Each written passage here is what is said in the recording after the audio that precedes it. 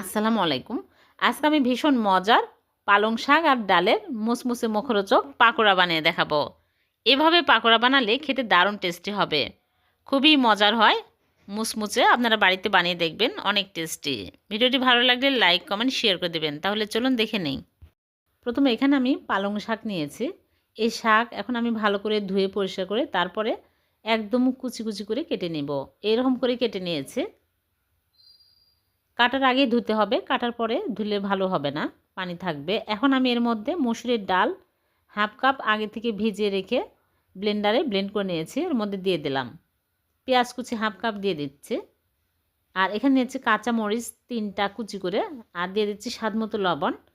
আর এখানে নিয়েছে আস্ত জিরা 1 চামচ, মরিচের গুঁড়া দিয়ে দিলাম হাফ চামচ, জিরার গুঁড়া হাফ চামচ, ধনিয়া গুঁড়া হাফ চামচ। আর এখানে নিয়েছি ম্যাজিক মশলা 1 প্যাকেট। এখন আমি সবগুলো একসাথে ভালো করে মাখিয়ে নেব।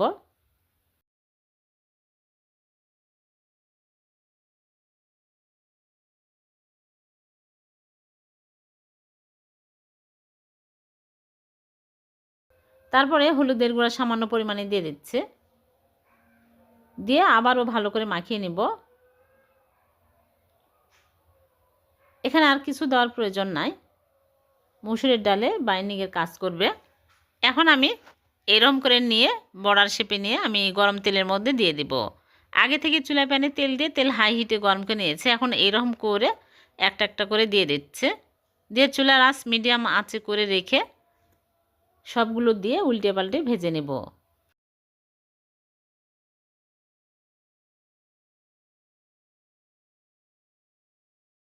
খুবই মজার পালং শাকের এইরকম করে বড়া বানিয়ে দেখবেন, বিকেলের চায়ের সাথে খেতে খুবই ভালো লাগবে, মুখরোচক। এখন আমি উল্টিয়ে পাল্টে ভেজে নেব। একটু সময় নিয়ে ভালো করে মুচমুচে করে ভেজে নিতে হবে, তাহলে খেতে অনেক ভালো লাগবে। বিকেলের চায়ের সাথে খেতে পারবেন, আবার ভাত দিয়েও খাওয়া যাবে।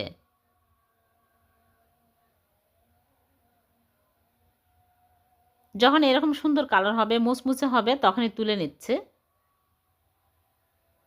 এরকম করে আমি সবগুলো ভেজে তুলে নেব। খুবই মুখরোচক, আপনারা বাড়িতে অবশ্যই বানিয়ে খেয়ে দেখবেন, অনেক টেস্টি হয়।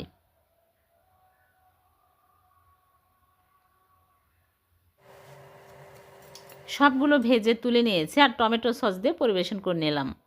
হয়ে গেল পালং শাক আর মসুরের ডালের ভীষণ মজার মুখরোচক মুচমুচে বড়া। ভালো লাগলে লাইক কমেন্ট শেয়ার করে দেবেন। আবারও দেখা হবে নতুন কোনো রেসিপিতে। আল্লাহ হাফেজ।